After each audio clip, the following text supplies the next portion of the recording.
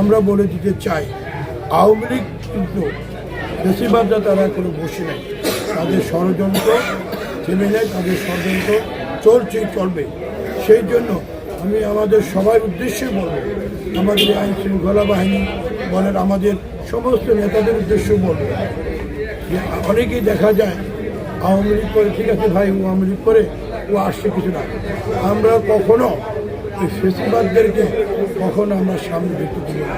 এই জিনিসটা আমাদের সবাইকে সতর্ক থাকতে হবে, কারণ ফেসিবাদ কখনো চাবে না বাংলাদেশ একটি সুন্দর নির্বাচন হোক, বাংলাদেশ একটি সুন্দর গণতন্ত্র প্রতিষ্ঠা ফিরে আসুক।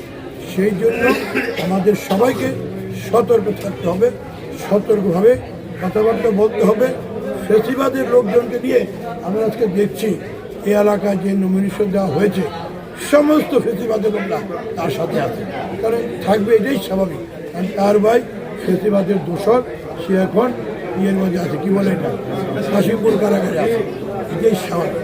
তাই আমরা বলতে চাই যে আমরা ফেসিবাদের দোষর যারা আছে তাদের থেকে আমরা সবাই দূরে থাকবো, কারণ বিএনপির এই মুখ্যমন্ত্রী এক হলো শ্রীনগর সিরাজি খাতে বিএনপির খাতে এক কথা বলা ছিল।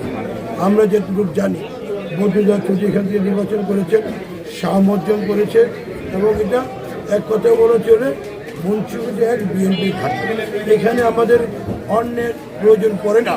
ফেসিবাদ, যে ফেসিবাদের বিরুদ্ধে আমরা 17 বছর আন্দোলন সংগ্রাম করেছি, আমাদের নেত্রীকে অন্যায়ভাবে 8 বছর জেল দিয়েছে, আমাদের নেতা তারেক রহমানকে দেশান্তর করেছে, আমাদের নামে স্ব মামলা দেওয়া হয়েছে, সবাই নামে নির্যাতন।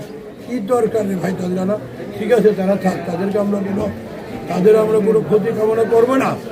আমরা তাদেরকে বলবো, আপনারা আপনাদের জায়গায় থাকুন, আপনারা যদি সংস্থান হয়ে আছেন, জনগণ যদি আপনাদের চায় আসুন, কিন্তু আপনারা সন্ত্রাস করবেন, মানুষ হত্যা করবেন, এটা কোনো কেউ বরদাস্ত করবে না।